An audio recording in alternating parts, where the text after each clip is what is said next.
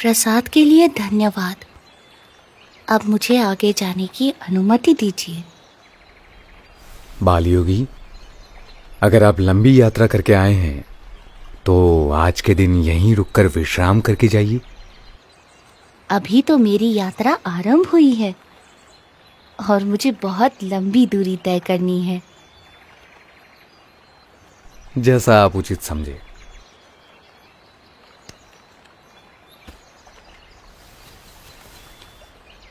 ये लीजिए, शाम के लिए कुछ फल साथ ले जाइए। सुबह शाम की चिंता करनी होती तो संसार का त्याग ही क्यों करता। जो जीवन के अगले पल देंगे वे ही पल पल के लिए सब कुछ देंगे।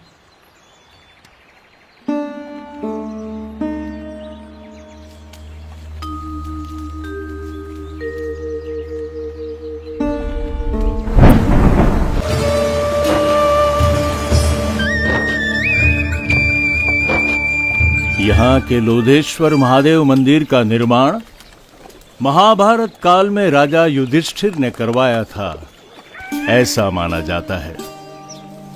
महादेव जी का यहाँ सदैव निवास है।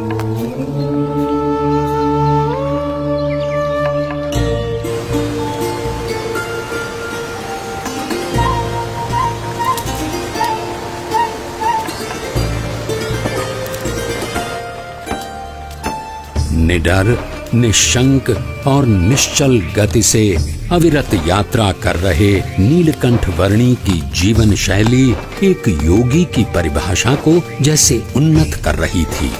जो कुछ भी भोजन मिले उससे निर्वाह कर लेना उनकी आदत बन चुकी थी। एक ब्रह्मचारी की तरह आसन मुद्रा में ही निद्राधीन होना उनका नियम बन चुका था और मुमुक्षुओं की खोज में चलते रहना उनका नित्य क्रम।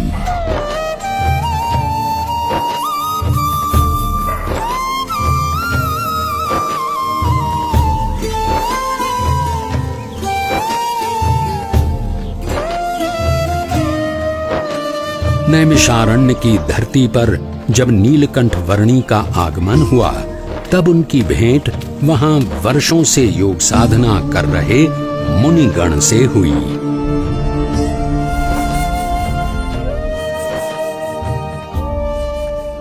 आपकी उपस्थिति से ही प्रतीत हो गया कि हमारी वर्षों की योग साधना सार्थक हो गई, अर्थपूर्ण हो गई। योग साधना की अर्थपूर्णता तब होती है जब योगी ब्राह्मी स्थिति को प्राप्त कर प्रत्यक्ष परब्रह्म में जुड़ जाए। ऐसा भगवद गीता में कहा गया है। ऐसी ब्राह्मी स्थिति के लिए कठिन से कठिन योग साधना करने के लिए हम तैयार हैं। उसके लिए सर्वप्रथम अपनी आत्मा, ब्रह्म और परब्रह्म के स्वरूपों की भिन्नता को यथार्थ रूप में समझना आवश्यक है। हमने इतनी साधना की किंतु आज तक ऐसा कुछ तो सुना ही नहीं।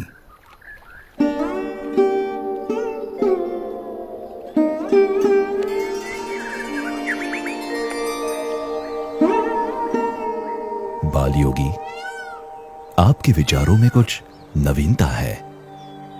हमारी अभिलाषा है कि आप सदैव हमारे साथ यहीं रहें। वैसे भी इस नैमिषारण्य से अच्छा स्थान इस पृथ्वी पर कहीं नहीं है। ऋषिवर, जहां भी भगवान या उनके सच्चे ब्रह्म स्वरूप सत्पुरुष की निश्रा है, वैसा हर एक स्थान नैमिषारण्य तीर्थ के समान ही है। नैमिषारण्य से चल पड़े